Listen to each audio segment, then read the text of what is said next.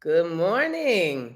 Hey, good morning. What's going Good on? morning, brother, Dr. Carr.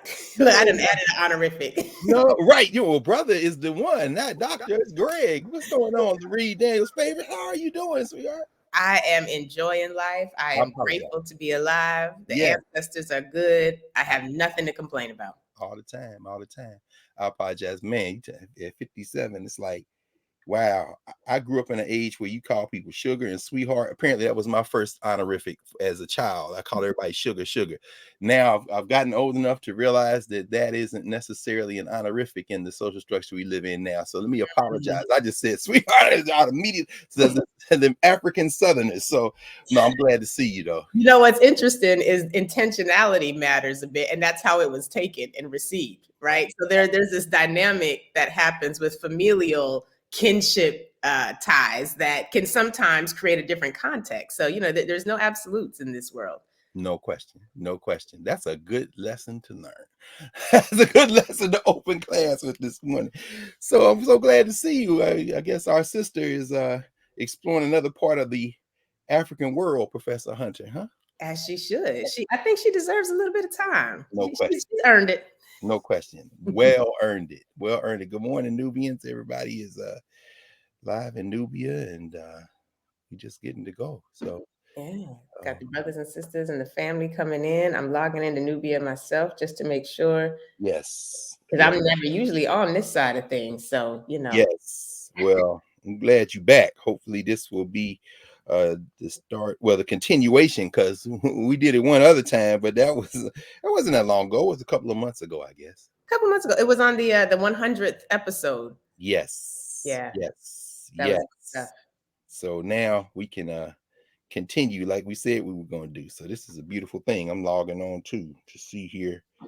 And with Elon Musk's news, I guess we talked about it Monday night a little bit over here. People were saying, "Oh yeah, we got to join Nubia." It's like, okay, now if y'all coming over here, though, y'all know that's something else. That's interesting. I remember I was watching that part of that conversation on Monday, and it's true. This is a space that was intentionally created to be a black owned. So that's just a huge distinction there alone. But to also not do business as usual and to create a new thing. So when Uriah said that there was an uptick in folks who were participating in signing up for narrative, signing up for Nubia. It was interesting because I wonder what type of folk, and I love the fact that there is a bit of a gateway, right? Because everybody couldn't go to Wakanda. There's a gateway. You got to go through narrative.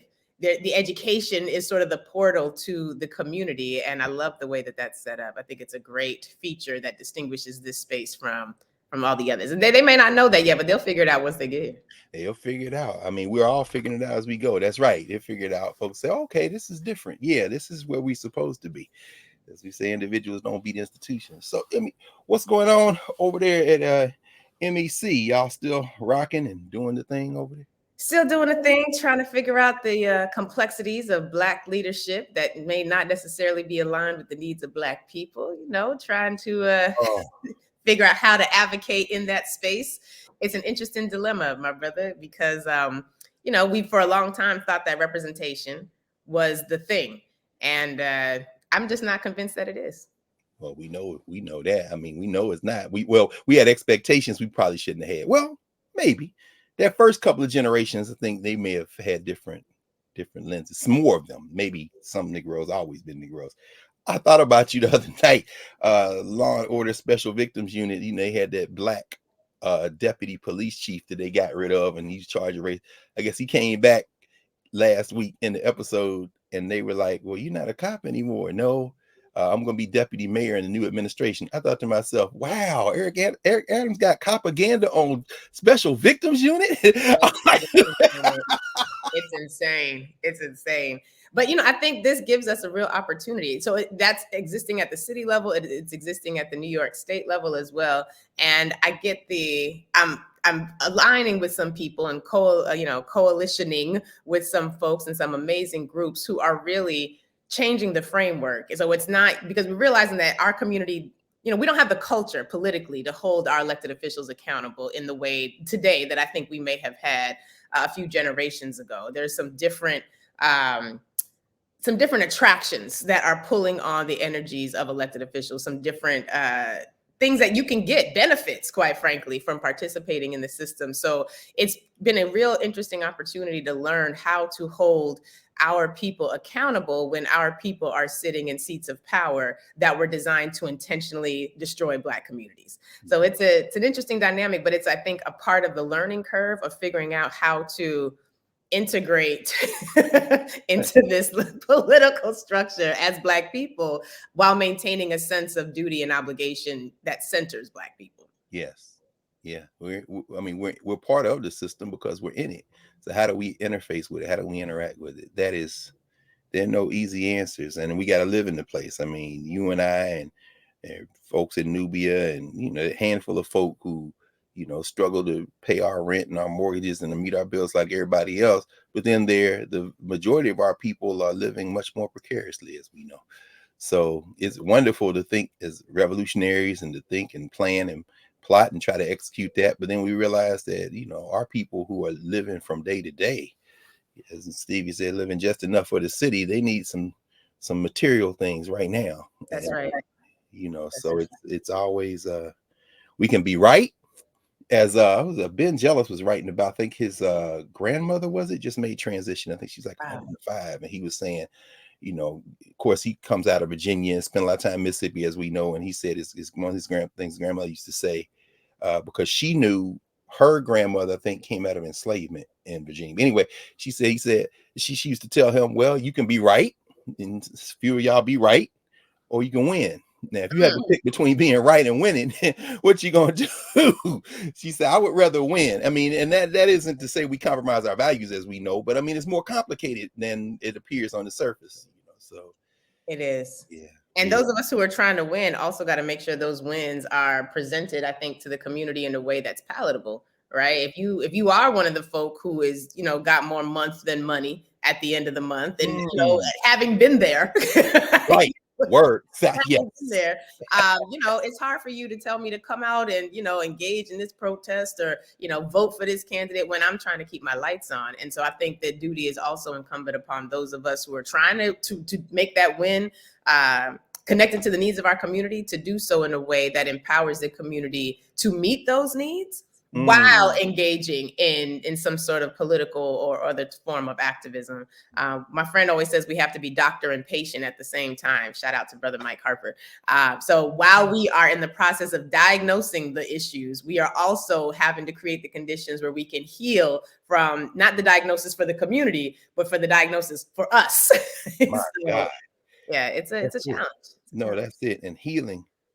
Yeah, before we went live, y'all, Lurie and I, we were talking a little bit. I asked her about this week on your show where you've been engaged in this question of reparations. And of course, at the center of that is repair and that healing dimension, which we can't and shouldn't want to ask anyone else to do for us because they can't do it for us. And I mean, how was that this week? Yeah, you had begun to tell me, and then we said, "Oh wait, let's just press live so we can share it with everybody." Right. As Karen would say, "Don't spill the seed before the seed." Right? No question. No question. Brother Carr, I had the amazing Nkechi Taifa attorney on, and as always, anytime I get a chance to engage with her, it is a blessing. And one of the things that she mentioned that was sort of a consistent theme was that we determine what the repair needs to be. Yes. This fight for reparations, we've got this new Harvard report out now. We've got all of these sort of elements. We've got what's happening in California with the commission who is looking to, as you well know, having testified, to determine what reparations would look like for that state. We've got Evanston, Illinois. And one of the things that attorney Taifa said was that it is those who bore the harm that get to determine what the repair looks like. And it's curious, we have a lot of conversation about reparations and about the harm that our communities have suffered. Even in New York City, we have the Racial Justice Commission that's seeking to, and that was some work. As a commissioner, that has been some work. But ultimately, the question I guess I kind of have is, at what point do we hear from the voices of the community as to what that harm looks like outside of, the hearings where people get to testify? We're getting reports from major institutions that are doing their evaluation. But I'm curious as to what spaces we are proactively curating outside of, narrative, where Right. we are determining and engaged in some disciplined inquiry, with some methodologies and some assessments as to how that harm has been borne by us, and what we determine is necessary for our healing and repair. I'm just letting those observations and that question wash over me. I'm sitting here jotting notes as you're talking. I'm again, um, just in the process of, we had to have these spaces, as we you just said. I mean, narrative, Nubia, the independent spaces that it joins, because there are so many different spaces. And one of the beautiful things about this space is that it is a network, in a sense, because so many people are coming in who are involved in other very deliberate, self-determining spaces. So, and sharing their experience and sharing our experiences, and building that momentum. What does that look like? Um, you mentioned the Harvard report, and we just kind of exchanged a couple of messages about that, maybe talking about that today, because that dropped a couple of days ago. They had a conference yesterday in Cambridge, gathered together a bunch of experts and scholars and folk who have written on the report. Very wow. I said very before I had the other word. I started to say very interesting, and I'm like, no, mildly interesting. Very revealing, but not really, if you know anything about the history. In fact, I was laughing because I thought I pulled it. Craig Stephen Wilder wrote a book some years ago. Oh, here it is, called Ebony and Ivy. Hold on, because I've been moving books around to race, slavery, and the troubled histories of America's universities. And he goes into the Ivy League. And so, if you know anything about the history of enslavement in the Ivy League, Craig Stephen Wilder wrote about it in the broad sense. So Harvard coming out, and I said this to Faraji Muhammad the other day. He has shown Roland's network, the Black Star Network, and they asked me about it, and I said, well, you know, it my first reaction was virtue signaling. This is virtue hoarding. Harvard being Harvard. And Harvard, the first Ivy League school, as we know, to engage in a kind of retrospective kind of self-examination on enslavement and the relationship to the institution was Brown. That's right. And we know, have you ever crossed paths with, I've never got a chance to sit with Ruth Simmons. I don't know if you've ever met her or been in the same room with her. Interviewed, but never in the Oh, same room. okay. Yeah. You Yeah. did talk to her. Yeah, well, there was a oh man, I'm gonna forget the name of the sister. Professor Tyson. I forget her first name, but she had a reparations and repair conference at the start of this year. It's gonna bug me. I'm gonna find her name so I can drop it, because she should be acknowledged. And Ms. Simmons was a part of that conversation, so I got a chance to sit and bask in the glory of that. And they tore it up. They tore it up, as I'm sure you are not surprised. No, not at all. I mean, Ruth Simmons, of course, what a trailblazer. And no, pause. Again, I mean, after all these years in Africana studies, and really Africana studies, not that study of blacks stuff that is being passed off as Africana studies, which is absolutely not Africana studies. The language, the whole point of changing that, she's a trailblazer in the social structure. But in terms of governance, like yourself, like Nkichi, I mean, I used to tell Chokwe Lumumba and Alden Maddox all the time. I said, y'all, the way y'all move through the world with law degrees makes me almost say I wish I had jumped in and continued to fight that fight. But I'm like, nah. But when I hear you and then Nkichi, and I'm saying, okay, yeah. When I see Ruth Simmons, I say, okay, you can lead an academic institution in a way that changes something. And she did that at Brown. She's done that at Williams. She's done it. And then, of course, she retires. And they're like, thank you. And she's like, yeah, okay, watch this. Now she at Prairie View. I'm saying, I'm going to the HBCU. While y'all thought, what you do is not the center of my world. You know what I'm saying? And she came out of Africana Studies. I mean, she built a very strong academic Africana Studies program at Brown. Shout out to our brother and our friend Corey Walker, who she recruited. And then Corey left Brown after she did, and he went to Winston-Salem State to chair that, not only to be the dean at Winston-Salem State. And of course, now he's at Wake Forest. But I saw his background to really say something about the kind of presence of a Ruth Simmons, a Black woman with deep roots in Louisiana and Texas, in that quote unquote Ivy League world and the social structure and academia, white academia, calling to account an institution and saying what can be done. And ultimately, I think there was about $10 million that they put together at Brown, 2 million that was raised outside of the Brown endowment and budget, and then 8 million was contributed out of Brown directly for infusion into kind of, I don't want to call it reparative. I don't want to call it compensatory. Certainly not with a lawyer like you want. It's not compensation. Uh, Redress in some ways. They put money in the public schools there in Rhode Island. They did some other things. But I think you raised something, Lurie, that we have to grapple with. How we determine what reparations is and how we build who we are. Yesterday, President Simmons was on one of the panels at this Harvard conference they had, kind of officially kicking off or debuting the report that they had released a couple of days before. And there was a companion film they showed, a little 20-minute film. The young sister who was in Blackish, and then what's the one where she goes to the Grownish, I guess it is, right? She's in the film. Vincent Brown, historian at Harvard, a lot of the academics, Annette Gordon Reed, who said something very interesting I want to mention in a moment in terms of something that she got involved in terms of a committee they put together at the law school, because the symbol of the law school at Harvard had these sheaves of wheat on it, which was a gesture toward the one of the donors who had enslaved people.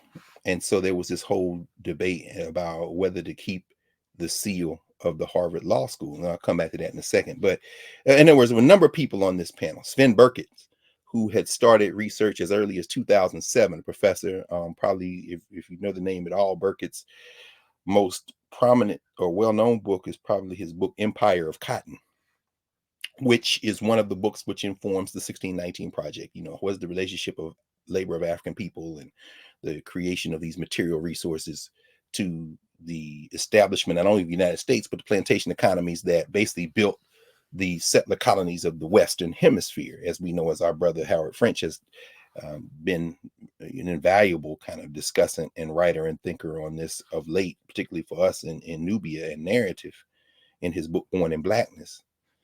But so they had this conference, and Ruth Simmons is there, and the interlocutor, the person who was kind of discussing with her as she made some remarks about what she was trying to do at Brown and what she imagines this kind of self-examination could do at Harvard, among other things, was Henry Louis Gates, of course, the very prominent academic, now documentary filmmaker, author. I'll use the phrase public intellectual. I think yesterday the conference was closed out by my friend Ibram Kendi. Again, how to be anti-racist, this whole conversation. So the whole thing framed in some ways around these kind of polls. It was a professor from Howard there, actually. And so they brought people from all over the country, all over the world, mostly Harvard people, though. I think the sister who was kind of like the North Star to kind of guide through the agenda, opened it and closed it, was Tomiko Brown-Nagin, who we talked about several times here, who just, among other things, wrote the book on Constance Baker Motley that just came out, Civil Rights Queen. She's the dean of Radcliffe, of course, which is at one time the women's college at Harvard. But at any rate, it was interesting listening to Professor Simmons, Dr. Simmons, President Simmons, rather, and Dr. Gates, because the whole idea of what a legacy of enslavement means is complicated, layered, problematic, perhaps even intractable in terms of any quote unquote deep resonant solutions that don't come from us. But of course, what is us? And I thought about it listening to Henry Louis Gates. I'm laughing because Gates gave an interview, I think it was David Remick in the New Yorker a couple of months ago, where I think the last question Remick asks him is, I think it was David Remick. It may not have been Remick. But anyway, the interviewer asks Gates, says, so what are you trying to accomplish now? What are you trying to do? What this whole arc of your life as a public intellectual and telling these Black stories, and what are you trying to accomplish? And Gates is like, well, I co-teach the Introduction to African American Studies class at Harvard. And I laughed because it's not African American studies. I mean, it is the study of Black stuff. But again, Africana studies has to have its own methodology, its own disciplinary language. And what we've been doing for the last couple of years right here, and what we're just beginning to do, and we hear the language echoing everywhere. This a kind of basic set of questions, which then open up into the universe of possibilities. Those 6 basic questions, an Africana studies framework, and this isn't the only Africana studies framework. This one draws on all the others, but the question of who are Africans to other people, social structure. I think very much the Harvard Legacy of Slavery report, film, conference, related documents, all of the stuff, the pledge of $100 million from Harvard's $52 billion, and at least that's their endowment. I mean, I won't even say their resources. It's much greater than that in terms of resources. So $100 million is a lot of money till you look back and realize how much money Harvard has and makes. But all of that is social structure. Who are Africans to other people? Brilliant, insightful analysis, critiques, but ultimately resolving itself into a structure that is part of a social structure, and a structure that prides itself on being a leader in training future generations to continue to manage this social structure, albeit with some adjustments. Maybe you can call them reform, certainly not revolution or anything like that. But at any rate, that first Africana studies question is the social structure question. Who are Africans to other people? The second question, which is really the question, but in order to get to this second question, we have to at least acknowledge the first question, because in acknowledging and establishing that first question, that social structure question, we are engaged in a very important step, not the destination, but a preliminary step. Because as you say, Lurie, we live in a society that orders our steps, that orders our lives, regardless of how we move through the world as individuals, as communities, as collectives. We are still in a structure that we don't control, that relies on us to maintain itself. But in order to maintain itself in a certain way, in terms of a kind of asymmetrical relationship, hierarchical relationship, many ways oppressive relationship, lethal relationship for us, right? It requires a certain type of invisibility. So that first question, who are Africans to other people, forces us to grapple with whiteness, but it doesn't become the purpose of our work. And the only other thing I say right quick, of those other 6 categories, ways of knowing, how do African people look at the world and the universe? Science, technology, what are we using what do we use for our purposes? What do we adapt? What do we create? Movement and memory, as we go through our lives and go on through generation to generation, how do we remember certain moments in our collective experiences? Cultural meaning making, what art, music, culture do we create in any specific time to mark our place there? All of those categories empty into the second question, which is the governance question. Who are we to each other?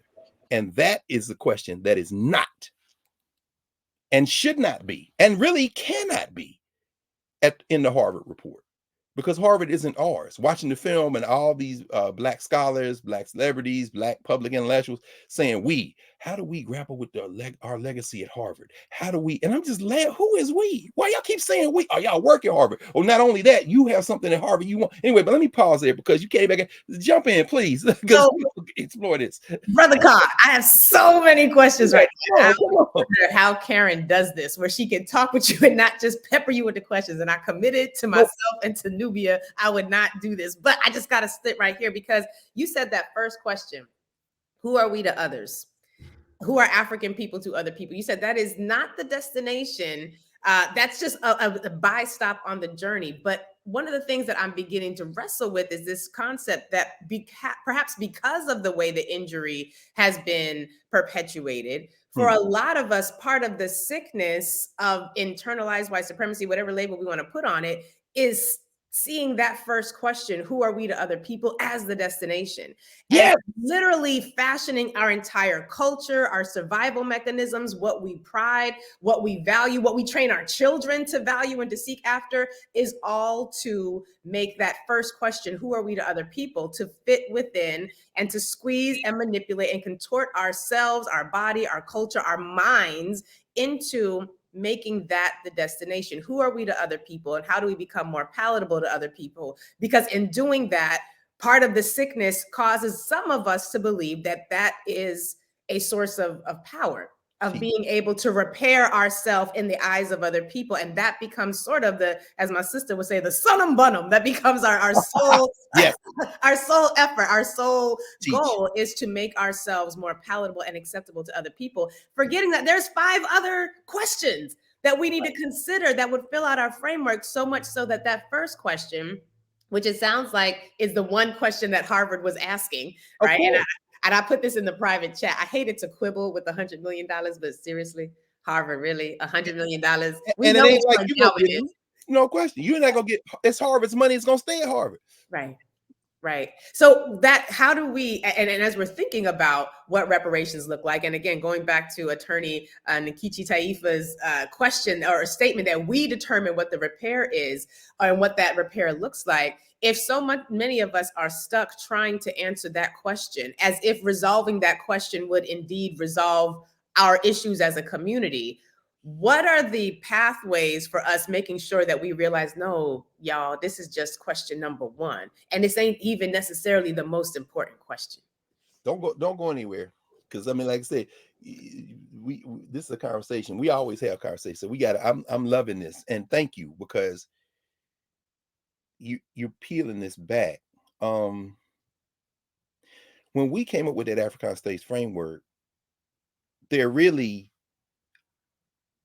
the 2 questions. Well, there's really only one question. The one question is governance. Who are we to each other? Those the categories after that all feed the governance question. So when we say who are we to each other, the question is, what are our ways of knowing in the world? What are the different ways we understand the world, and how do we discuss, debate wherever we are in the world and throughout history and time and now? The science technology is the same thing. How do we use, so we think about the birth of hip hop, we using turntables, we talking about speakers out of the Caribbean, whatever. That's all science technology, you know, the inventors, all that stuff. The movement and memory, key. How, as we move through time and space, do we create these markers that allow us to have a we that doesn't begin with our birth and end with our death? So the place that you work, and I say this every time I'm on that campus, it does something to me to walk into an auditorium and see a picture of Medgar Evers and to know that this place came into existence. Because when you can't go to Medgar Evers College and not be in the 60s, 70s, 80s, 90s, Ocean Hill, Brownsville, Barbara J. the East, all this is Brooklyn, Ebbets Field, right down the street. I mean, this is movement and memory. And then when you see young people or old people, anybody walking through that space who don't know that, we have failed. Education is part of movement and memory. You shouldn't walk into a place. And so Harvard is doing what Harvard needs to do for its movement and memory. But its movement and memory isn't connected to the governance structure. It's connected to the social structure. And this is why we created that curriculum framework out of a high school class that we have in Philadelphia, the mandatory African American Studies high school class they have, history high school, not even African American Studies. But what we came in with, we can't create just a Me Too history class. And this is Africana Studies, it's not history. So we had debates for a whole summer, just debating. And I'm sitting there listening. You know, I throw a question out, or somebody throw a question out, we argue. And meanwhile, you're not talking now, because I'm sitting here thinking, how are we going to reconcile it? And I'll never forget the day we arrived at that social structure question. We were debating, and you know, we had this conversation before, but I'll just say very quickly. We were debating some, actually, oh man, I thought there's a new book that came out. Oh, I put it somewhere. I just got it. It's called The Book of Negroes. This whole, you know, you know it. A lot of people know that book. After the so-called Revolutionary War, the British are meeting in New York with the Continental Congress Army, and they have promised all these Africans, if y'all fight for us, we're gonna free y'all. Of course, they reneged on a whole bunch of it because they are re-niggers. But at any rate, they sent some of them to Sierra Leone. They took some of them to the Caribbean, re-enslaved them. Some of them they did take to Canada, but they had this ledger where they had the names of these African people, their occupations, And these were the people they're going to take with them, so-called Book of Negroes, the Book of Negroes. And I think Lawrence Hill wrote a book called Somebody Knows My Name, kind of a fictional account. BET once did a mini series on it. You know, the sister with from Anjanou Ellis. Yeah. from Mississippi. Yes, you know, right? So we're having this debate about the Book of Negroes. And one brother, Daoud Malik Watts, my dear brother, great historian. I mean, just he's sitting there arguing. We got to do the Book of Negroes about it. And then in part of the argument, somebody said, I forget who said this. It's like, why do we care who them people thought we were? And then, so after that day, I'll never forget, I went somewhere else in Philly. I'm in Philly, I drove, and I just started saying, okay, now how are we going to get, because what we knew was any course at any university, at any high school, any K-12 that's dealing with us is going to probably follow the same framework that every conversation with us starts with. Well, they were in Africa. Then slavery. Okay, Civil War, emancipation, blah, blah, blah, Great Migration, blah, blah, blah, civil rights, blah, Barack Obama. Okay, let's go. Wait, that ain't got nothing to do with us. That's what we had to do in the space we found ourselves. So the question then, because the Book of Negroes was key to this, we said, okay, it's got their names, right? So if it's got their names, do we know their stories? Well, we do know someone thinking about, okay, so who are they to each other? How do we get high school students to ask, okay, we know the names, we know where they went, but now what did they do with each other? Okay, because that ledger is who they are to other people. There it is. And once we got that, we realized nobody really cares what other people think about them. Certainly Black people don't care. We only care because we have to survive it. But who we are when y'all not looking is a different conversation. And don't come over here if we didn't invite you. Don't come for us because we are in this space. Anyway, I said I'd like to say this. As you ask that question, all human societies have social structures. The reason we came up with a social structure category was that the social structures that predate the invasions of Africa were African social structures. Within those African social structures, you have governance structures, but those governance structures are now tied to who your blood family is, who the people in your village are, and so there's a social structure and a governance structure question to be had completely independent of this. But once enslavement starts, you start sucking people in, we no longer control those social structures. This is why as we're reading Baracoon this month, and now next week and the week after we finish, what we see Kasula is doing coming out of Africa, he's describing these African social structures that he got pulled into. And shout out to Adesoje. For those of you who are not in Nubia, if you're not yet in Nubia, this will be, you know, as you all know, we are engaging in a month-long read of Baracoon, which of course is the book that is based on the testimony of this brother right here, Kostula Cujo, so-called Cujo Lewis, who was 19 years old when he was taken from Africa. He and some of his family and a lot of different people he did not know, taken out of the port at Ouida, one of the largest ports for the trade of human beings in Africa at the time. And I say shout out to our brother, our Yoruba brother, who is in London, Adesoje, who came in on Monday and helped us puzzle through some of the language in this text as it relates to this brother, beginning with his name, Kosla. And I raised that because when you ask, you know, that question about social structure and governance structure, he has his own governance structure. He spends a great deal of his talk with Zora Neale Hurston talking about his governance in his village, in his family, his rites of passage, his ways of knowing that come out, his use of science and technology, how they use his movement and memory. When she asks him about himself, he says, no, in what house do you know the mouse is the leader? Absolutely. In fact, Prof, some of the way that we talk about that Kasula talks about his life should be very familiar. What do you think about? I mean, Any that resonate? Oh, there's Urias. Hey, Urias. What's up, Mama? Urias runs office hours on Monday night. But no, go ahead, Lurie. I dropped this in the chat, and I keep forgetting that our chat is not the Nubia chat. So I got the Nubia chat going on my phone, and then I'm chatting to you. You should go nowhere. You stay there. That part of the conversation reminded me a lot of Malidoma Somé when he talks about, I think it was in Healing Wisdom of Africa, of Water and Spirit, where he talks about his experiences, being the son of a chieftain in an African community that had not been very interrupted with colonization and white nationalism until the missionaries come. And the missionaries come, they convince his father to send him to the missionaries. So he's with the missionaries, and he describes, the abuse he experienced. And really, for me, it was like what happened to Black people in one generation. Like we often think about slavery in like a series of, successive generations, but his story is what happened in one generation. They find the missionaries, or the missionaries bring him to the school. He misses his initiation, Dr. Carr. My God. And so when he ends up getting a fight in the mission, in the mission, he whoops one of the father's behinds and ends up running home. But now he has aged out in the European context. So in the European governing structure, he is a man, but he goes back home. He's never been initiated. He's still a boy. He can't interact with the adults as a man. He can't really interact with the kids. He has no place in that social structure because he missed out on the technology training. He missed out on the spiritual training, on the wisdom. And he talks about African technology, where his mother, who he says could shapeshift. So she wasn't walking in her human legs down to the river. She was shapeshifting into another being that would allow her to get there more quickly and do what she had to do. And it occurred to me, I was like, is this magic?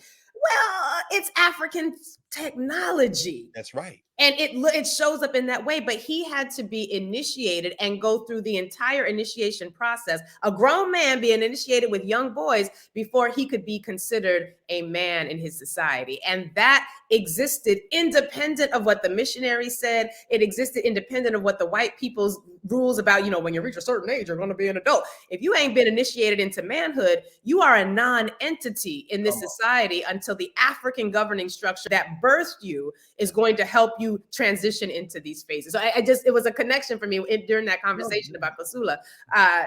Go ahead. Don't go anywhere. No, don't go anywhere, because I think what you putting your finger on is exactly what we have to stay focused on. I think you put your finger on exactly what we said. I mean, how many times have we heard versions of what Baba Somé said, now an ancestor, recent ancestor? I think about Aikwe Arma, who says something very similar. His parents were school teachers in the colonial structure that was set up, but in his village, his elders, all this, he was very much engendered and grounded in that culture. And then, of course, they sent him off to school. And he eventually cycles through Groton, Harvard himself. And Arma, who is now, of course, in Senegal with Per Ankh and his own independent institution, which we would consider Nubia and narrative to be part of kind of modeling ourselves on some of what he's doing at Per Ankh. Again, Black institutions created by Black people. He says, when I went to school, they was like, what y'all was doing in the village, that wasn't civilization. In fact, he's got a chapter in his book, The Eloquence of the Scribes, where he says, going to meet Shakespeare. And when I got there, they told me, Shakespeare is the prophet. What y'all doing is not even culture. And of course, Nelson Mandela and Kunu coming out of his COSA training, he comes out, he sent him to school, to the white man's school, and the white lady school teacher gives him a name, Nelson. So even when we say Nelson, they don't say Nelson Madiba or his clan name, but in the governance structure, but who are you to other people? You're Nelson. And we think we're doing him a favor. But when you raise this, the question of science and technology, and of course, I think about Jacob Corellis used to always talk to us about, and then send us to the lexicon, right? Liddell and Scott, the Attic Greek. So we got to go and look for these words. And then Theobald Benga started teaching us Greek. We learning from the grammar. We understand techne, and then the question of science is almost like a way of knowing. Techne is the application of that way of knowing. So even we had these categories, ways of knowing, and science and technology. Technically, we probably could have dropped science and put science over there in ways of knowing, because techne is just basically applied science. So as you said, when Somé is talking about his mother and those women, and they are scientists, but the science isn't in that Western Cartesian kind of dualism. No, these plants talk to us. You can't understand George Washington Carver If you don't understand, Africana means these, I know what these plants can do because I get up in the morning and they tell me. It's, oh, this is mystic. No, it's mystic in your society because you stay trying to separate. And so I set out to say this in terms of prelude. By the time we see Kasula, and he's 19, as we know, in Baracoon, he has been initiated in one step, but he is just on the verge. He can't now. He's about to get married. He wants to get married now. He's starting to talk about it. And as he sees this girl he likes, his father talks to the other people, and now the families have to talk, because you don't just, you all like that girl, how that girl look. That don't mean nothing. Okay. And the man tells his father, he said, your son started looking around these girls. Well, we say he's smelling himself now. So now let's get ahead of this. It's time for your initiation. Because what we don't do is just go out here hollering at people. And you don't even get to pick, really. We're going to pick. Anyway, I started to say this. There's a moment in Baracoon where he's sitting in that circle and he's allowed to stay. And Lurie, I wonder if you remember the first couple of times, maybe even the first time you were allowed to stay. In other words, these other women are here. Now you can't talk, but we're not going to make you leave. And so now and then there's a moment when the elder brother looks at him and says, okay, you're beginning to come in, but at this moment you're not yet in. And I can tell you what to do because, and here's the line, all men are your fathers. And so all women are your mothers. All men are your fathers. And well, what about your blood relative? No. And what Somé is really raising is, I'm in that between space. I'm not yet with you all, but I don't have to leave the room. But when they snatched me, they took me out of this development and they put me in their development, which is not the same, but they have their own hierarchies of initiation. And now we have mistaken our governance formations. We've commingled them with theirs, as you say, and that really speaks to the large one. Anyway, but I'm wondering if you remember that when you didn't have to get off the porch, or you didn't have to get out the room. It's a very special moment when the aunties let you just sit there, not to be a vibrant part of the conversation, just there to soak it in, and you just be glad that you got to sit, because it separates you from the little kids, right? They can't even be in that space. So you have this. It is its own initiation, its own rite of passage. And when we think about, you had said something at the very, very beginning, yeah, you were never good. And then slavery. And then that becomes the dominant story. One of the things my husband does is he has these two collages that looks at our history from 1619 or 1503, if you're talking about Latino, Afro-Latino, Spanish, until now. And it's depressing and it's terrible. And then the kids are like, oh yeah, I recognize that. There go Harriet Tubman. But then the next slide is a collage of the 200,000 years of peopledom in Africanity. And it's a completely different thing, but they have no idea because they were snatched, right? So we are literally living that metaphor, being snatched in this interrupted, having our development be disrupted, given this structure that says, here's the most important elements of your history. And when you say, no, you got not thousands of years, tens of thousands of years, hundreds of thousands of years of existing, creating, producing, geniusing are all over the continent, the world. And that is a completely different learning experience. So being in that room with the aunties for the first time, it's sort of like being exposed to the fact that there is way more to who we are and what capacity we have than I had been privy to in that very junior state, my pre-initiation, I guess I would say. Yeah. And they're preparing you for the next level when you do get to speak. When they in the next level. I mean, and as someone who doesn't have any biological children, talking to you who do have biological children, there certainly, we know, governance formation in Africa. Until you have a biological child, you cannot be an adult.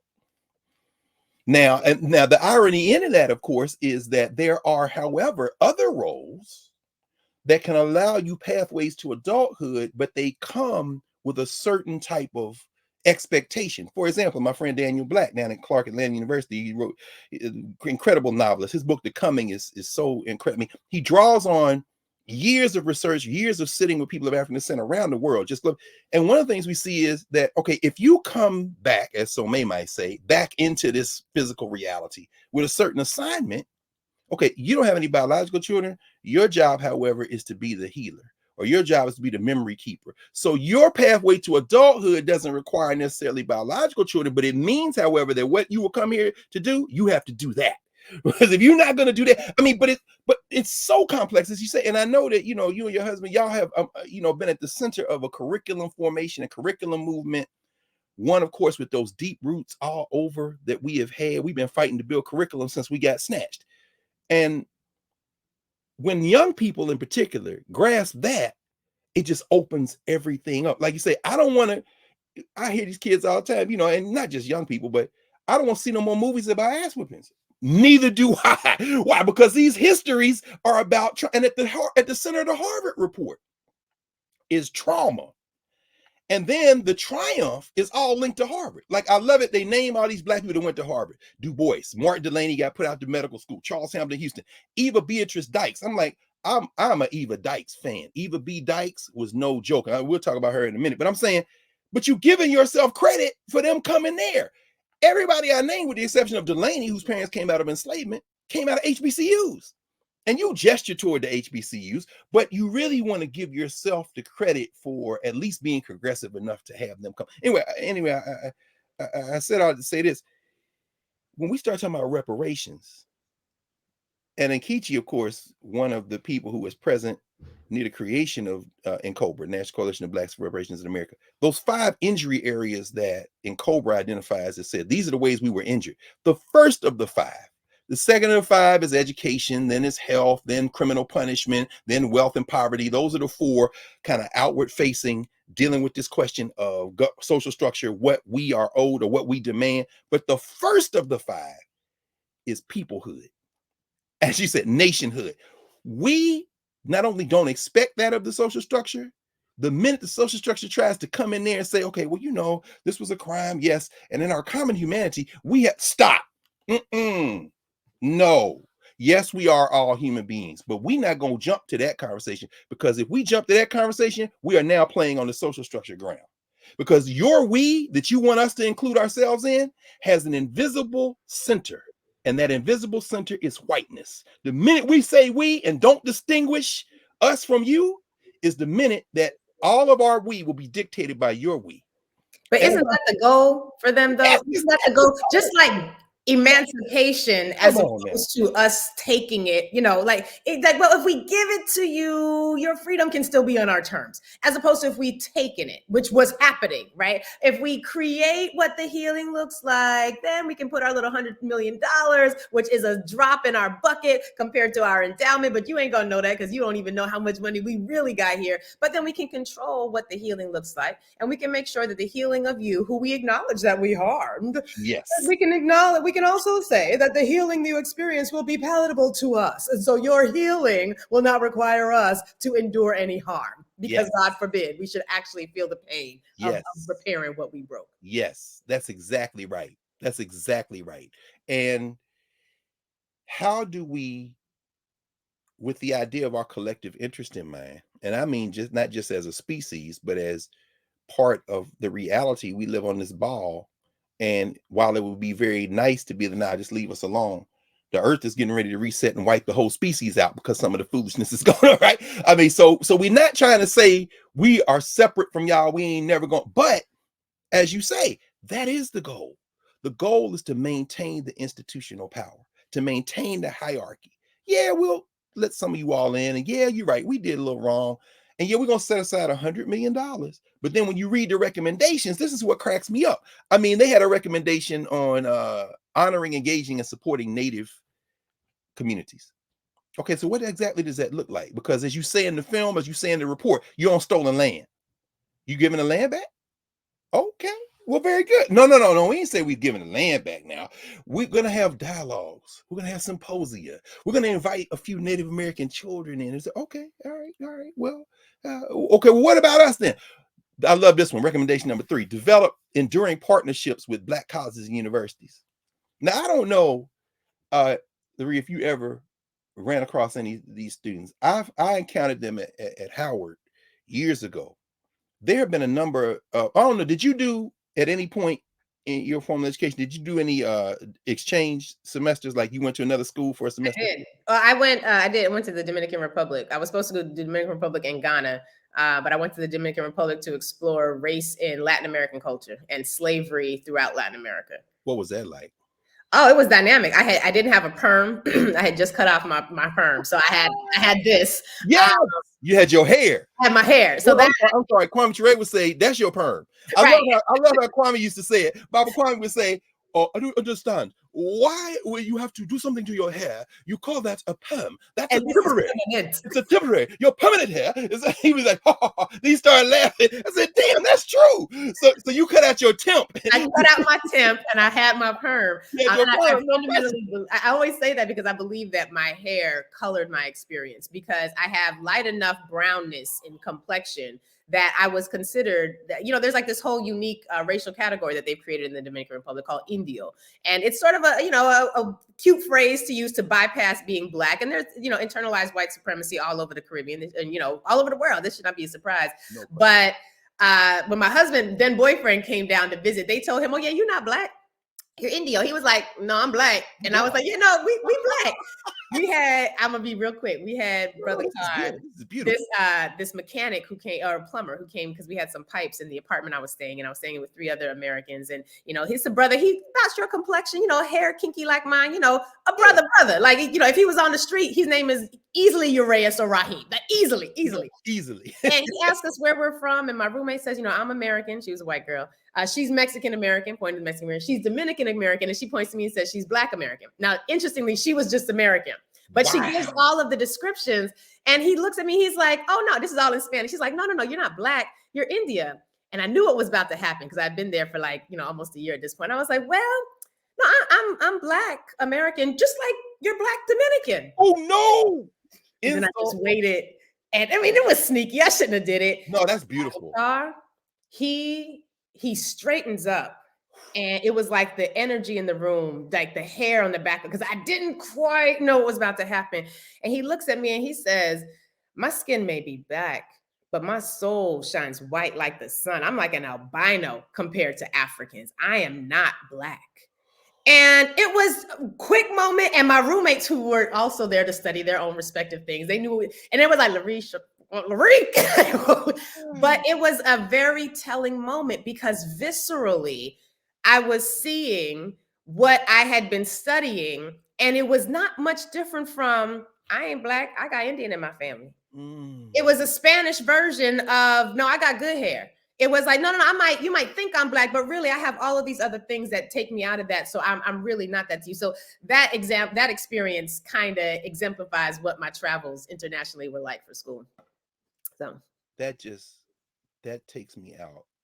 As Du Bois said, "The color line belts the world." As you were talking, it's so funny. I'm rereading this. I think I'm gonna have to have a conversation with this brother, Randy Mattori, who's down at Duke. He grew up on the campus of Howard, and his father was on faculty at medical school. His late father, now an ancestor. And Randy Mattori is a brilliant anthropologist. He's down at Duke. He wrote a book called "Stigma and Culture: Last Place Anxiety in Black America." And this is the book, right? Stigma and Culture. And what he says is in here, he talks about exactly what you've just laid out for us through your direct experience. He says, not only does nobody want to be Black, this nobody wanting to be Blackness operates within Black communities in ways that are crippling. So he talks about this kind of intra-racial hierarchy. He grew up on the campus of Howard University, so he talks about Howard. He says, "I always thought of Howard as a Pan-African, we all come together for the race." And then he says, "I came back as a scholar," and he came through the history department. He had a space there. Shout out to my man Emory Tolbert, who was the chair of the history department at the time. My man, Seventh-day Adventist, which was also the school of Eva Dykes, who's in the Harvard report. That's interesting how the ancestors work. We'll come back to that in a minute. But what Mattori says is, I then began to understand, no, because there's a stigma to Blackness. And whether you be an African from the Caribbean, an African from the continent, an African from the United States, or for any of those places who is up in the higher class structure, you want to distinguish yourself from them lower class Negroes. So part of the HBCU experience is I'm trying to get away from being stigmatized as being a lower class Black. Now I'm going to reach back and help. Even the language of reaching back where, to them Negroes who I'm no longer like. But he says it also operates in terms of region. So the continental Africans are saying, we're not Black Americans. The Africans from the Caribbean said, we're not Black Americans. And so there's this contempt almost. And he talks about stigma and culture. Nobody wants to be in last place. There's an anxiety from being in last place. But it all operates within a social structure, a field of whiteness. Because whiteness has grouped everybody Black in the Black category. And then he goes to what you just raised. He goes to Louisiana. He looks at Creole culture, South Carolina. He's talking about how it operates in the Caribbean. So you revoke the DR and how we know that operates, or Haiti, all that. And he's saying at the core of this anti-Blackness are people who can never escape Blackness. So the most virulent rejection they have is of Blackness. You know what I'm saying? And so I remember when Randy was on campus. This is about maybe about 10 years ago doing his research. And I'm saying, bruh, don't nobody want to hear this? These Negroes will lose their mind again. And I'm thinking about these Black folk at Harvard, some of the brilliant scholars, but part of that is I'm Harvard. And so even when I think about the fact that here you are with young folks who want to go into the law, who you've apprenticed, young lawyers, and then we look at, we so proud of Ketanji Brown Jackson. Yeah, her clerks all come from Harvard. And you understand that Blackness is a complicated, now this is an Africana Studies conversation. So here comes the social structure. Here comes Harvard or Yale or anywhere else. But we'd like to talk to the hand. We'll come over there in a minute. This is a governance conference. This is where and we're going to talk about this next Monday, where Kasala, when they come out of the Civil War, the Africans who were born in the United States and their children, they're looking at these Africans who were brought over, and they make a distinction. They call them savages. And you see the thing, you see the birth of the thing you're talking about. So, I mean, that isn't where we're going with this in terms of exchange, but this is necessary for us to have this conversation. How do we deal with that internally? How do we address that? So, I don't have an answer to that, but I do know Frederick Douglass said, neither do I think it was Frederick Douglass. He said it's easier to raise strong children than to repair broken men. Yeah. And, there's this concept in the Bible. I'm a Black church girl. That was my roots. So, the children of Israel, when they send the 10 spies into the promised land to seek out the promised land, then the 12 spies, 10 of them come back as like, yo, we can't do it. Like, we like grasshoppers to them. They big. I know, yes, the land is flowing with milk and honey. Yes, God that just brought us out of Egypt. Query whether, that's the history. That's all right. We take it as a narrative of faith. Not there for now. Yes, we know that God can deliver this to us, but we are like grasshoppers to them. And in their own mind, this is their own internalized enslavement speaking. In their own mind, they had no capacity to go out and take the land. Leaving aside the politics of going out and taking land that's already occupied. We'll put that to the side. A lot of problematics in these Bible stories, but we got to tease them out. We'll accept it for now. But it's 2 of the spies, 2 of the 12 that are like, no, we got this. Have you seen all the other things that we've been able to accomplish? We can totally do this. They get to go into the promised land. The 2, who was it? I can't remember which one. Joshua and another one. I can't remember which one, but they get to go into the promised land. Yes. And then immediately, because they have the faith and they go. But the 10 that doubted, that continued to embrace that social structure that was foreign and alien to them, they had to wander back in the desert for another 40 years until that whole generation died out. My God. And this is sort of, as I'm now in my 40 fine years, that's nice. I'm not going to say which of the fines, and I'm in that space. I'm realizing that even with my own children, like investing in this generation so that they have all of, we always say, we are our ancestors' wildest dreams, but who are we to our descendants? And are we going to be able to be their wildest dreams? Are we going to create structures that will allow them to be raised as strong children as opposed to having to repair them as broken adults? So when you ask, what do we do with that? That's one of the reasons I double down and invest on creating spaces for young Black people to recognize that the pathway to Harvard is not necessarily a pathway to Black liberation. And I want the latter, not the former. It is not. That's right. We want the latter. We want the latter. Yeah, I think about Daniel and Shadrach, Meshach, and Abednego, right? We're not eating your food. We're not singing your song. Oh, you put us in the furnace? No problem. And say, wait a minute, we put 3 in there and then there's 4 in there. One look like the child of God. Is that the son of God? In other words, what do you believe? Right. And I think about Black at Harvard. One of the things in the report, and they show in the film, is, these young people are saying, I'm redefining what it means to be Black at Harvard. No, not really. You are not. I mean, with all due respect. Well, you didn't go to Harvard. Nope. Only time I've been on campus of Harvard, I paid my respects to John Harvard by spitting on his statue. I've tried to leave some saliva on all of the great monuments. Cecil Rhodes at University of Cape Town. I can't do it anymore because black people said Rhodes must fall. So now I can't even go spit on that statue no more. But my point is this.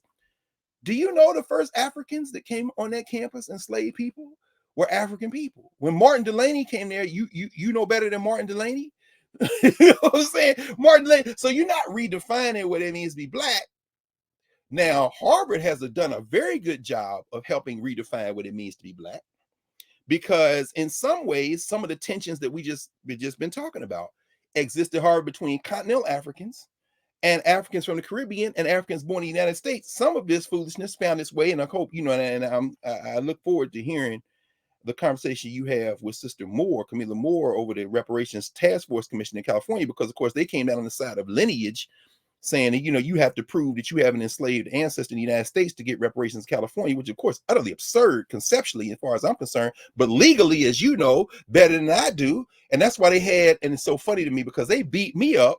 They said, "Oh, you agree with lineage?" No, I agree with Dean Chemerinsky, who you had from Berkeley, who told you all what any lawyer or any law student or any legal scholar would know, which is that you won't be able to mount a repair of policy that can survive legal challenge either by the California state constitution, because you let that fool Ward Connolly and them mount that challenge. You got a proposition, and now in California constitution you can't use race, and in terms of a legal challenge you won't be able to survive it there. So you can't say race, at least till we get some judges with some sense on, because it ain't in the constitution that you can't. It's these judges that did it. But so Chemerinsky said in his testimony, he said, now this is not what I would prefer. I'm just the messenger. I'm just telling y'all what might be able to survive.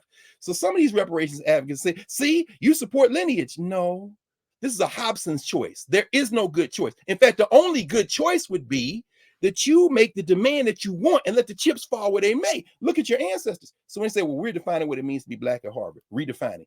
Not really. Not really. And in fact, this is where I said, going back to the recommendations, this recommendation of establishing these networks with HBCUs, this recommendation 3 in the Harvard plan, develop enduring partnerships with black colleges and universities. When I first came to Howard, I had a lot of exchange students. These are students, as you say, I mean, you spent what a year in DR, right? And what you described reminds me, we were in South Africa one time. I was in South Africa with some students, and we were in a little shop on Rondebosch Road in Cape Town. And there were 2 young ladies, young women, I would say late teens, early 20s, college age, same age as my students. They were from Rwanda, displaced, in the wake of the conflicts that were going on there at the time, or in the wake of those conflicts. And we were sitting there, and we were having a conversation about being black folk, which is fascinating to me. Anytime you take black folk other place, let's have these conversations. Young people having these conversations. And they were convinced, Lurie, that Beyonce was not black. For some of the same cultural logics that you just articulated in the DR. Skin color. They said, you from America? Yeah. Oh, yeah. Beyonce. Yeah, Beyonce. She's not black. No. What is she? She's colored. Because these children had grown up in South Africa where that foolishness, that white, colored, black, right? And so we said, no, she's black. Just like you told that brother. You said, no, you black. I'm black. You black. They couldn't, but they were not South African. This is what happened. As we're having this conversation, a young sister comes in who would be considered colored in South Africa, but black here. One of the girls looks at one of the girls who's with us, and I'm saying girls, these are all 19, 20-year-olds. And she said, so Beyonce, she's black. Yes. Then she looks at this young lady that just came in, who in that society would be considered colored, which means what? Better than this girl who was working in the store. She said, she would be black too. We said, yeah. These 2 girls bust out laughing. The girl that came in, who's probably used to a racial hierarchy, looks utterly confused. Why? Because in that moment, these 2 young people who have been trained to believe they are less than, they in last place, are looking at her like, You can't never come in here again and lord it over us because our cousins from over in the Atlantic, you know that place we all want to go, hierarchy, just told us we all black. It was a moment I will never forget. But anyway, and she said, her too. She would be black too. They all start, because, and the tragedy, this is what Randy Matori gets into. The tragedy of that though is that laughter is the internalized self-hatred. This is the intent. When I hear Biggie say black and ugly as ever, that's what Randy Matori saying. Yeah, you in other words, no, you coming back to us. What is us? Us is less than. You can't escape us. You ain't no better than we are. Exactly. Because we are still defined as less than they. And when we think about the fact that, you said, because America, that place we all want to go, we forget that we all on a plantation. America just happens to be one of the more prized plantations. So if you have to be on the international scale, because one thing I will say about being in the Dominican Republic, I very much appreciated that the way race played out here, that one drop rule, it kind of works in the reverse in Latin America. Here, one drop of black blood, you're black. There, one drop of white blood, questionable. If you got enough money, you could blunk him in, throw your way on out a whole lot of blackness. It's questionable. It's malleable. But this idea that you are no better than us and us is still less than they. So who did you think you were in the first place? Because none of us are better. But then thinking about even in America, we have this hierarchy, and the diaspora wars bear this out as well. The hierarchies, all of which still center approximation to whiteness. So even as we're healing, even as we're repairing Harvard, it's still within the confines of whiteness. There you go. And that's what we have to challenge. That's what we have to clear the space. And that's why we're so fortunate to have Nubia and to have narrative to join those previous efforts and those other efforts going on now all over the world where we can do this.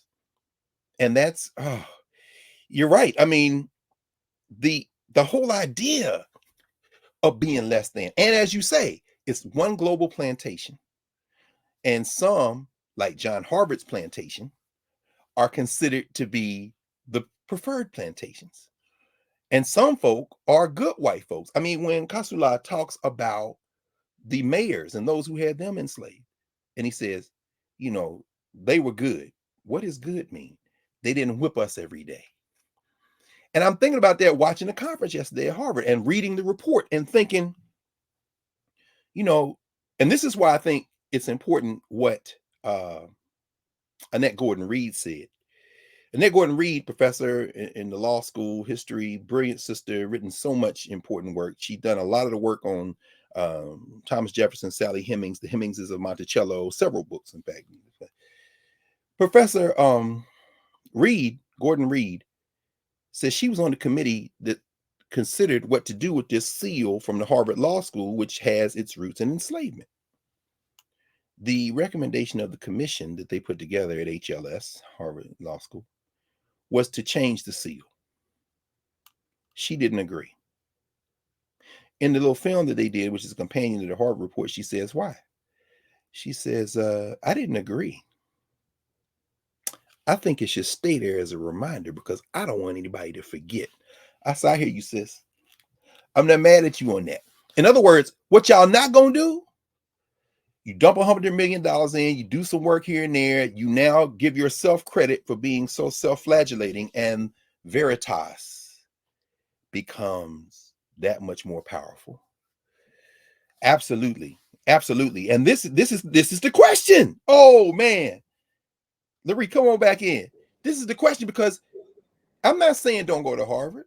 Right. I'm not saying do what you want to do. However, at some point, when you said that it is easier to, create strong children, make strong children than it is to repair broken people, broken women, broken men.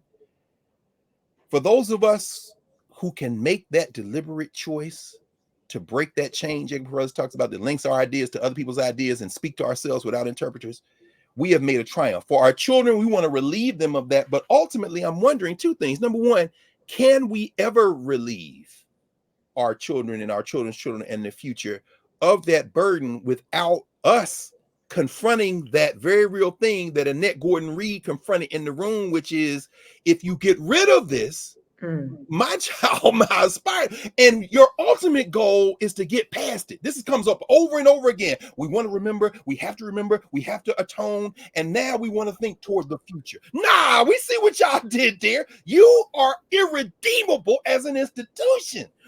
Well, possibly. I don't know what do you think about? I mean, how do what does it look like? Those of us who break that chain, do we have traditions we can draw on of chain breakers that said, nah, we'll deal with you, but only after we've built a place of strength we can deal with you from? See, okay, so Brother Carr, this is one of the reasons that I really do think that we should study Maroons as much, if not more so, than we study free Black people. So I just was reading with my audience, Amina Lukman Dawson's Free Water. And it's a fictional account of these young children who are trying to escape with their mom. They end up getting separated from their mother, but they instead of going north, which was the only concept of freedom they had, they stumble into the Great Dismal Swamp. They're rescued by this amazing brother Suleiman, who is he's a superhero. I mean, he is like the prototype of Black Panther. He's amazing. They encounter this entire hidden community with sky bridges so that people don't have to walk on the ground, with secret pathways that if you don't know it, you're going to get real hurt up thinking you walking just on grass. You're going to walk on something that's going to cut you and might kill you. They end up in this free community, this Maroon community, where their entire existence they were surrounded by hostile white territory who didn't know quite where they were, knew they were there somewhere, but couldn't quite figure it out. But their existence was not the same as a free Black existence. A free Black existence, and please push back on this because I'm learning, I'm exploring this for the first time. But the free Black experience to me felt like we are not enslaved and we might be Black, but we're respectable. We're upstanding citizens and we are going to make this system work. Whereas the Maroons was like, who is you? Like, we got to go. We can't get back home. Right. We know we have been altered and shaped, and we have an imprint of something on us that we didn't have when we came here. But what we cannot do is conceptualize of living free amongst you. We must create our own independent spaces with our own governance structure, our own social structure, our own patterns and ways of doing, our own security system, and they had a security system, our own ability to raise our children without the infection of internalized white supremacy. And I feel like if we studied Maroons, and the Maroons were not perfect. We know that there's a complicated history there. It's not, just one story of victory and successful, elimination of whiteness. Right. It's a struggle, but I feel like we would have more tools to answer that question if we studied Maroon societies who had the same need to exist within hostile territory, but they did it without using integration within this system as the pathway to the safest reality that they could create. They created their own. They had they embodied Kujichagulia in a very different way. And I feel like if we studied that more, we would be able to answer your question more effectively. I agree. That's the whole point of the governance question. Who are we to each other? And you're right. I mean, we're humans, so we're not going to have a perfect society. And well, the first thing that, as you describe the narrative and describe this conversation, is particularly anchored in the Great Dismal Swamp and the character of Suleiman, it reminds me of, again, and he is mentioned in the Harvard report, Martin Delany, who went to the medical school in the 1850s, and the white students went to Oliver Wendell Holmes Sr., the father of the Supreme Court judge, who was the dean of the medical school, and said, either Delany and them other two Negroes you let in go, or we go. And they put Delany and these other two brothers out of the medical school. But what is not mentioned in the Harvard report is that Martin Delany, although they say he was a great abolitionist, no, Martin Delany was about Black self-determination. In 1859, he published a novel in serial form in a Black newspaper called the Anglo-African, called Blake, or the Huts of America, where he has this hero at the center. Blake is like to me, anybody asks, well, in the 19th century, we had slave narratives. And so if you haven't read Blake, don't read nobody, or don't read Frederick Douglass, don't read Harriet Jacobs. Blake or the Huts of America, 1859, Martin Robeson Delany, not mentioned in the Harvard report.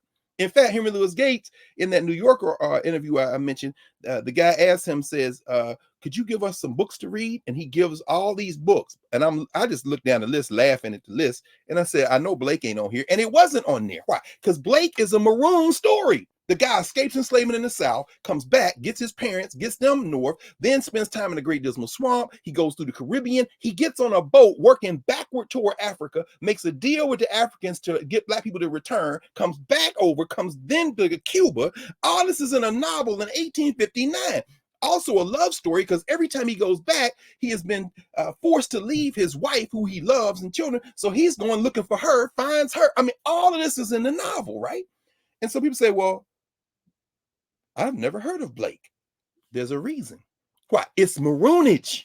Maroonage, as they call it. And as you say, Lurie, I mean, it's not perfect. There's grand maroonage, petit maroonage, as some of the scholars talk about. In other words, little maroonage is when you spit in the food.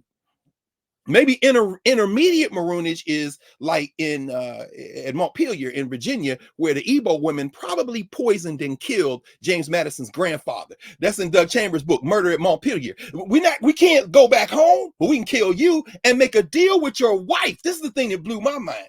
They put them on trial. The women are found not guilty because the wife of the man they killed lets them now walk around the plantation free. The whole thing has a gender dimension because the white woman is like, I ain't like this shit anyway. If you kill him, then I'm gonna let y'all go. I mean, you see these black women negotiate. This is kind of and then of course, grand maroonage is like where Karen is right now, the Blue Mountains of Jamaica. They go up there, and the British say, we can't catch y'all. We just make a deal. If anybody escapes to you, you bring them back. And they say, Marines say, you will bring them back, but they don't bring them back. So, I mean, or the Great Dismal Swamp. You ain't gonna chase us into the Dismal Swamp because you. So, if we study the elements of maroonage, there are Maroons at Harvard, but it's petite maroonage. In other words, I think some of y'all on this committee, you're petite, but you on John Harvard's plantation. What you're not gonna do in recommendation 3, this is what bothers me, and I want you to jump in on this. What you're not gonna do is leave Harvard and go to Grambling.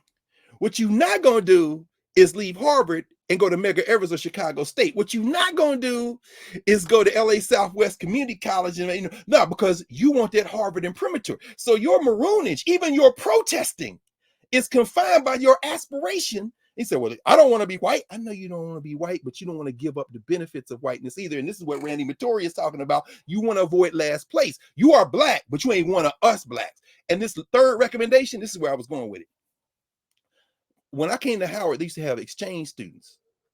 What I noticed, and then finally I asked one of these young people, I think she was at Davidson College, North Carolina. We were having conversations. I remember I had young people from Berkeley, University of Chicago. Those schools, and I know Berkeley might have been one of them, they stopped doing the semester exchange. They stopped letting, because one of the things they recommend in the Harvard report, Harvard students can go to HBCUs for a semester.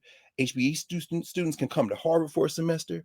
Harvard faculty can go to HBCUs for a semester or a year. HBCU faculty can come to, and I'm thinking it's part of $100 million going to address the extreme salary disparity, because I know damn well that you can't put them Harvard salaries into the HBCU budgets because that'll take up all the damn money. But Lurie, come back. I want to ask you this question. Why do you think many of these schools, and Harvard's saying they got to do it because they don't do it right now? Why do you think many of these schools stopped doing some exchange semesters with the black students who wanted to go to HBCUs? I would imagine they came back tearing shit up. That is possibly true. But let me ask you, you're Harvard. You do a semester, you do your spring semester at Spelman. You stay at Spelman, you there for like 3, 4, 5 months. You do it now. It's fall, and you gotta go back to Cambridge. What are you thinking? Man, do I miss seeing all them black people around me. This feels like a cold, cruel world in comparison to the warm sun. I'm my gospel choir at Penn State. We did a HBCU tour. We was like, man, we got a whole lot at Penn State, but we ain't got this food. We ain't got this love. This feels like home. Hey. And yes, I know there's a difference between the resources, but this feels healthy. This feels good. And this does not feel cold, alien, and quite frankly, dangerous the way the Penn State campus did. No question. And look, shout out, respect to you, because I went to Ohio State for law school, and the Big Ten, as a special relationship Black people have to survive the Big Ten. So, and shout out though to Happy Valley, because the times I've been there, my one of my Jegnas, Charles Blockson, has his second collection there in the Robeson Center. Y'all did incredible work at Penn State. Black people fought like hell at Penn State students. So, God bless, man. And we just lost Larry Young. No. Yes. See, we just got the word earlier this week. I just got the word from some of my comrades that he made transition. And right, Larry Young, when he was yes, you can have that, Mama. Shh, Mommy's on the thing. He was so instrumental at protecting us. He was so instrumental at holding on to the legacy of Paul Robeson and that center when we took over the building, when they killed that Black man, when the Klan and white supremacist groups were doing everything they was doing. And we ended up forcing the hand of the university and all of that. Larry Young and the legacy of the Paul Robeson Cultural Center in that space, that was, I guess, a bit of the maroonage that you speak about. Absolutely. The first time I met Lawrence Young was they came, all the Black Culture Center directors, of course, he being one. In fact, not only being one of, but one of the seniors, one of the real groundbreaking founders of those Black Culture Centers were, and we used to say this at Ohio State, those of us who were HBCUs who came up to Ohio State because of a man named Frank Hale, who was the president of Oakwood, who had come to Ohio State. We said the Black Culture Centers at white schools are the HBCU elements of the white schools. And Larry Young was one of the leaders, and he came to the conference. They had the National Conference of Black Culture Center Directors. And I'll never forget the reverence with which those other directors looked at Lawrence Young. And he was on my mind a couple of weeks ago. I was thinking about Fred Lee Horde in Kentucky and Chester Grundy and all them. I'm thinking, I wonder what Larry Young is doing. And now I know why. He made transition. Yeah, we just got the word this week. And Yeah, you got to raise the name of Lawrence Young, director of the Paul Robeson Culture Center at Penn State, one of the founders of that Black Culture Center movement. And that is the Maroonage. And you're absolutely right. Because for many Black students who did domestic exchange, if they didn't have a Black Culture Center, if they didn't, or even if they did, they would come to the HBCU, they would come to Howard. And after that semester they spend, when it came time to go back, they'd be like, I'm good, I'm transferring. So many students were transferring, those schools stopped doing domestic exchange. So Harvard now, we're going to do domestic exchange. Yeah, because we think our brand, to quote Desus and Miru, is strong enough to survive. Let's test it. Let them kids come for a semester. Now, I have colleagues who probably their dream would be at Harvard. And I that's fine. I don't want to mess up nobody's dream. My dream, both of us, a whole bunch of us could have been a whole lot of different places, but you have to break. This is why I asked you that question. At what point do we break that chain so that our children can see? Because last time I was on Penn State's campus, I guess they've named the whole complex Robeson. Is that it? That's the new building. The Robeson building. Yeah. And to be honest with you, I've only gone back once or twice in the decades since because I can't stand. We literally left under the protection of armed guard of the new Black Panther Party because these people were trying to kill us. So I have a very antagonistic relationship with my alma mater. No question. Look, sis, this is what I'm saying. This is why we had that movement and memory category. Penn State, you don't now get to get credit for being progressive. You tried to kill us. You know what I'm saying? So now you're going to put that in your history like this was and so we as Penn State, no, hell no. Y'all see what y'all doing? I mean, because when I walked in the building, my first thing was, this ain't Larry Young's spot. And I'm like, y'all got Paul Robeson name on this. In fact, I'll tell you when it was, Lurie, this is crazy.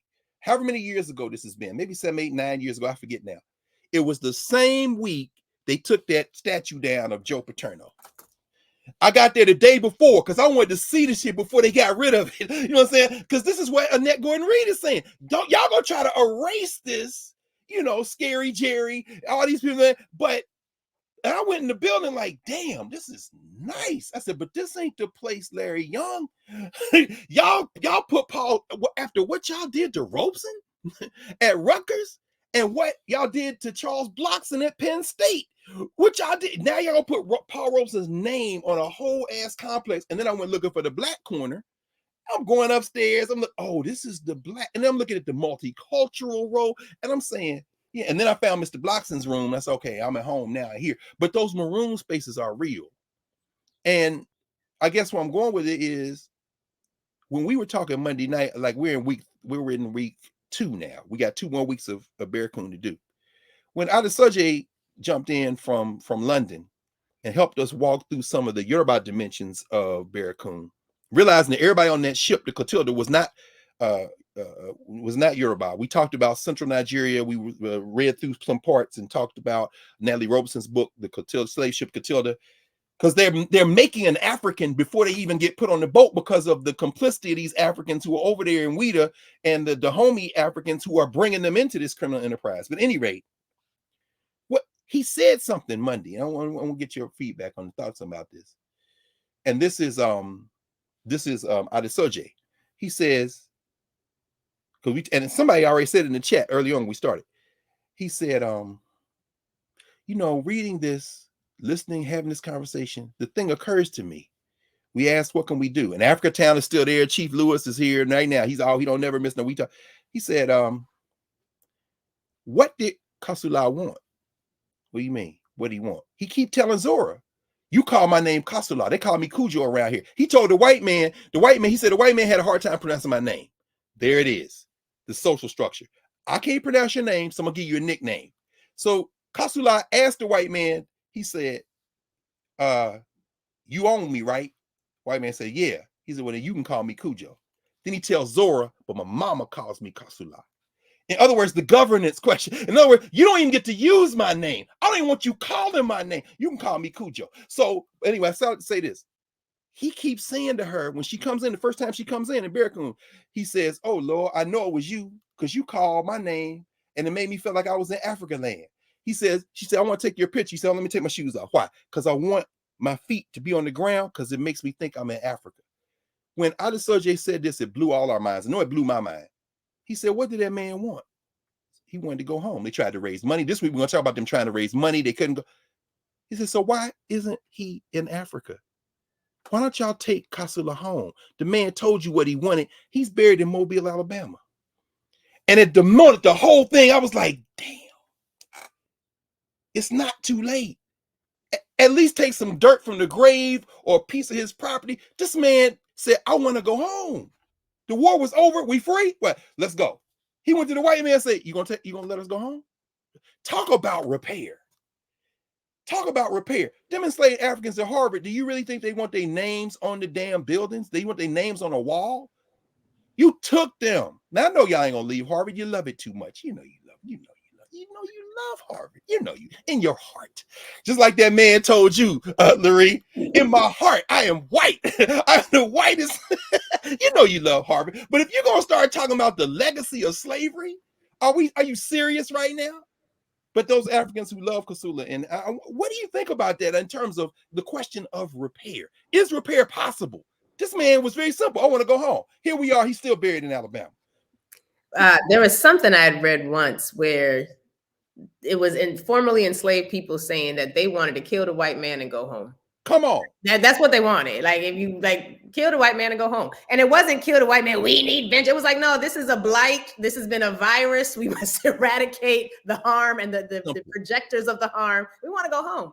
And I've been sort of working with this idea for a little while that our addiction to whiteness should be treated like addiction. Come on. In the same way that if I were addicted to any narcotic, any alcohol, and Alcoholics Anonymous gives us kind of a framework for this, right? It's a recognition that once I become addicted, I am forever going to be in a place where I am victimized by that, or I am impacted by that. So I can't go to the bar and just think I'm not going to be triggered. Of course I'm going to be triggered. I have an addiction. I need these 12 steps as a lifelong journey to help me deal with the lifelong addiction and the imprint that I now have. And I've always felt like, prior to Alcoholics Anonymous being created, being an alcoholic was you were of poor repute. It was, you were just reputational. You just had bad moral habits. You were just a bad person.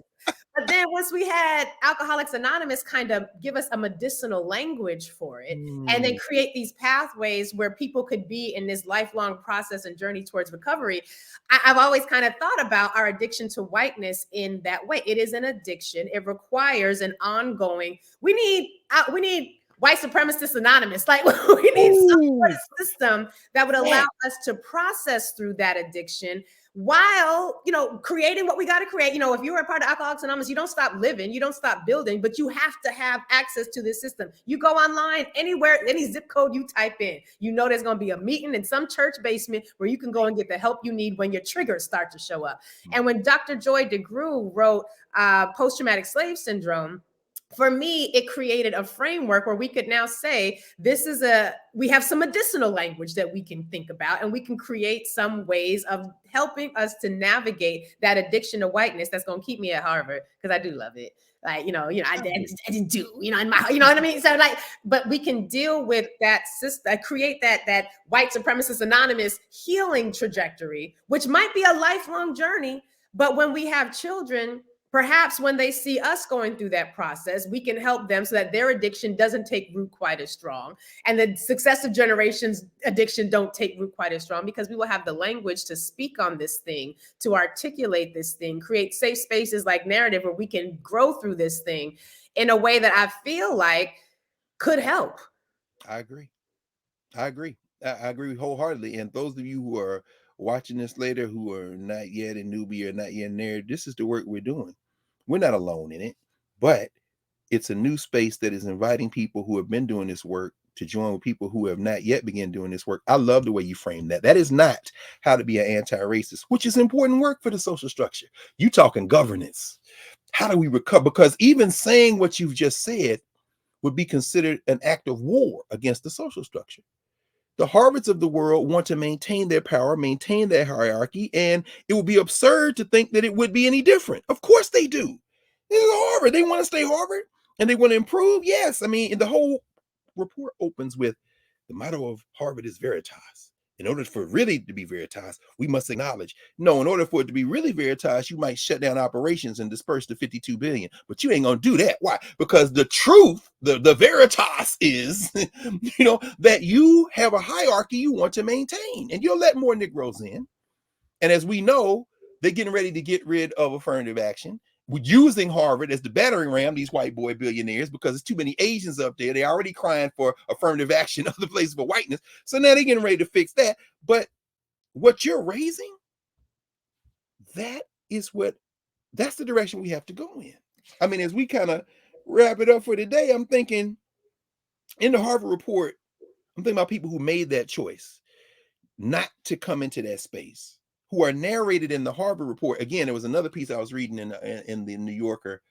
This is very recent, and I forget who wrote it, but he's talking about Edward Gibbons, the rise and fall of the Roman Empire. And he says Gibbons was sitting there as a young man in Rome, among the ruins, watching these monks chanting, and he said, that's when I decided I wanted to know what happened to this society. And he opens the essay with that to make the point that all history is just narratives. We make decisions. As you said, if you're going to talk about our enslavement in the Western Hemisphere, you must start with the Spanish. 1619 isn't even about enslavement. 1619 is about the social structure you want to be integrated in, and you want to attach it to the British because you speak English. So if you go back before that, you got a problem. Why? Because that's not the society you want to be a part of.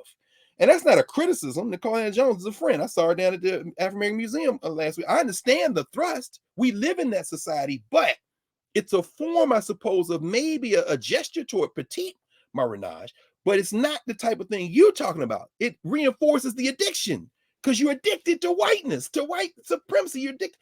And so I guess where I'm going with that is when you walk away from that, you disappear. So even looking at the narrative that this Harvard report kind of creates, these decisions it made to really tell a story that brandishes itself, that kind of reinforces this notion of professional managerial class, to use Catherine Liu's work on the professional managerial class, that reinforces this notion of almost virtue hoarding in a sense.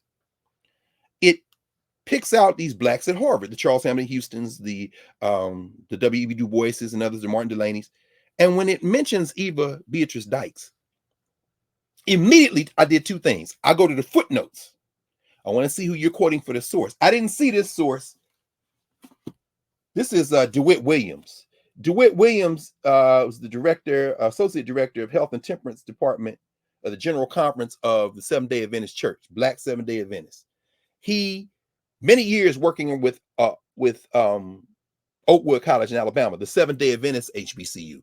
This is his biography of Eva B. Dykes. She fulfilled the impossible dream. He's written a book more recently on Dykes and the other two sisters, including Sadie Tanner Alexander, the first 3 Black women to get PhDs in the United States.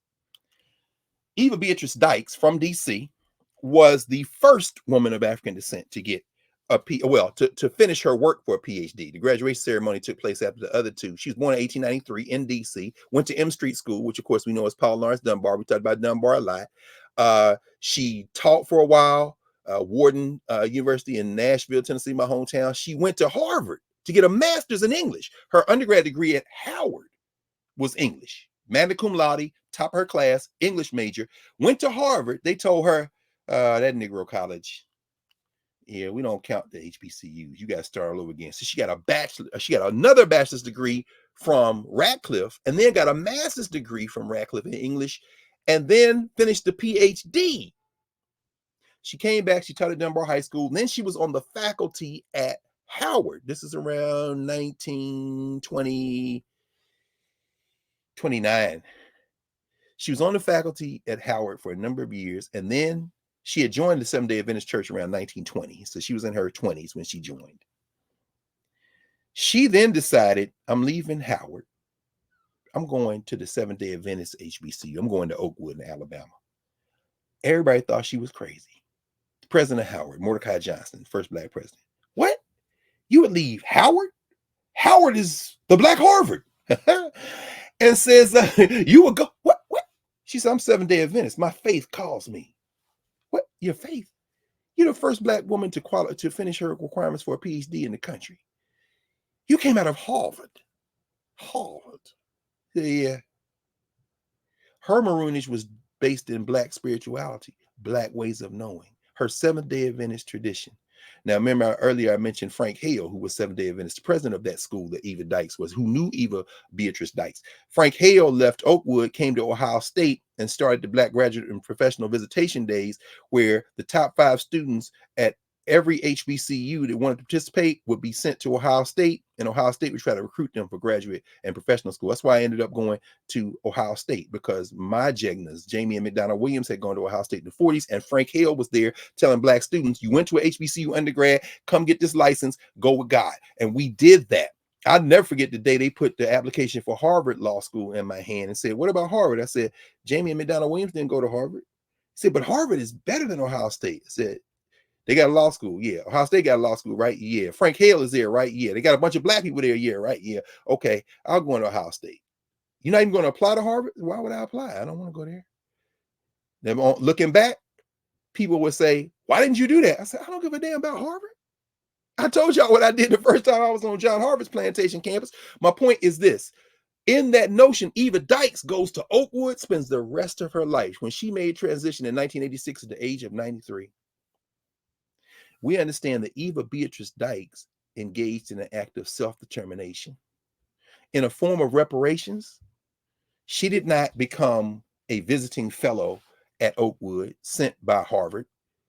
Now, was she trapped by segregation? For sure. But by the time her life had come to an end there in Alabama, Eva Beatrice Dykes had given her life to Black people, beginning in an apartheid system and making transition after the apartheid system was over. And just reading about her in the Harvard report, her relationship is a relationship to Harvard. I checked the footnotes. DeWitt Williams is not mentioned. They do mention this book that Eva Dykes did with the great Lorenzo Dow Turner and Artelia Cromwell, readings from Negro authors for schools and colleges with a bibliography of Negro literature, published by Harcourt Brace in New York. This was published in 1931. Says the purpose of this volume is not to present another anthology of Negro literature, but to offer for classroom study or supplemental reading a selection of types of writing by Negro authors. I'm saying this was a book that was used in the segregated Black schools, readings from Negro authors, 1931. My point is they mentioned this in the Harvard report.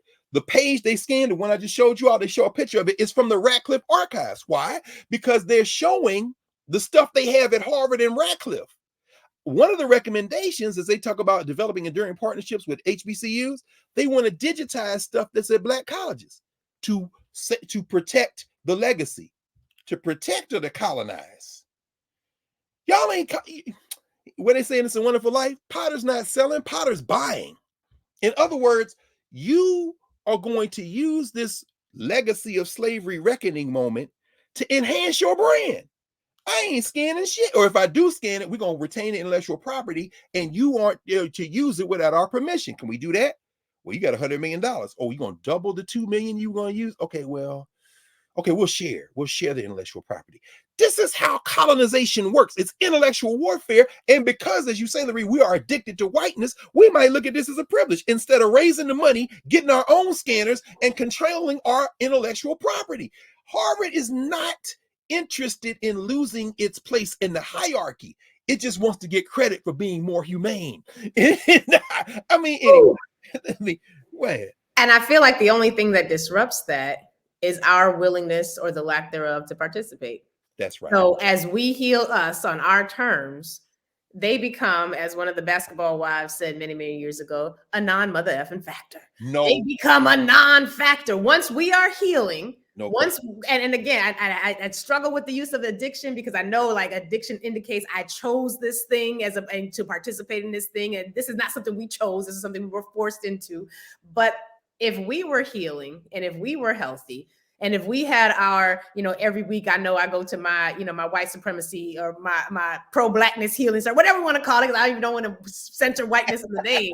But as I'm going to my AA for my whiteness addiction, the more I heal, the less powerful a liquor store becomes. The less power over my life the bar has, because I am in a process of proactively, consistently healing, not in isolation, but in a group therapeutic session. And the more I commit to that, the less power the source of my addiction actually has. So it don't matter what Harvard does. And I'm about to be on a call with a bunch of my sister friends who all went to Harvard.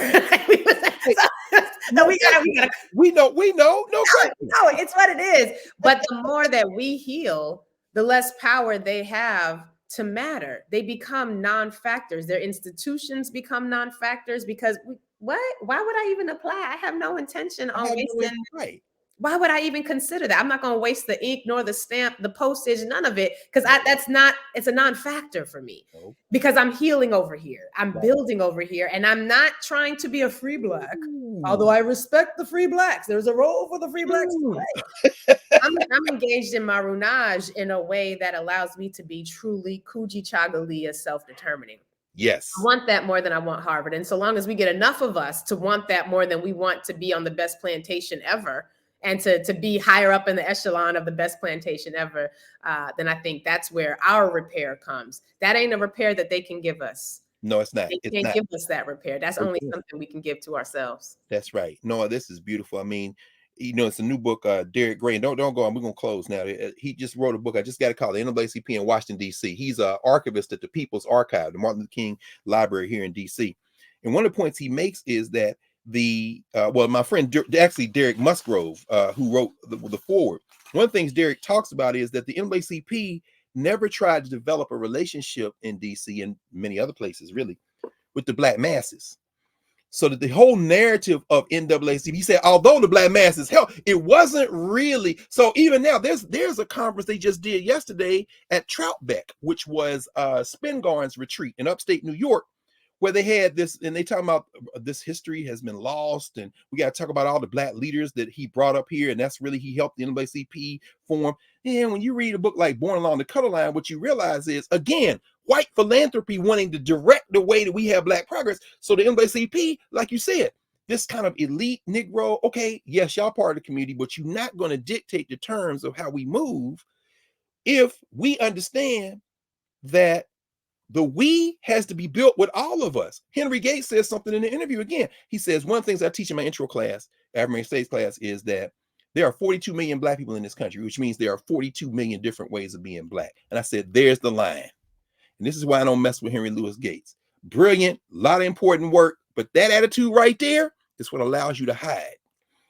And you are, in conclusion, and I encourage you, please, that is the language. You are addicted, sir, to whiteness, as are all of us in one way or the other. But your addiction, you want to hide it under you representing black people.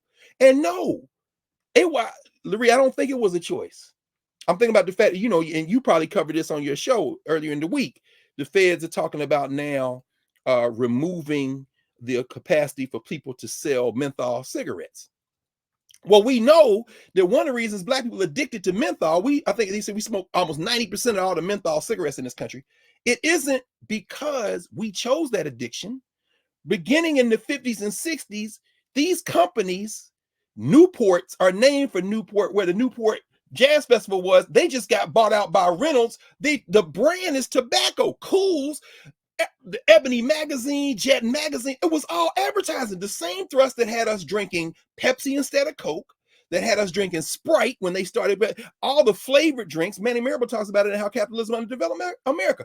Our addictions were put upon us. We didn't choose those addictions. You know what I'm saying? So I encourage you, sis. We are addicted. And this report just reinforces the addiction, because we act like this is progress when in fact, I'm gonna stop there, because we could go on. And thank you. I mean, thank you. Give you the last word, sis, because we're gonna close out. And I'm just glad you're here. I hope we gotta do this again quickly.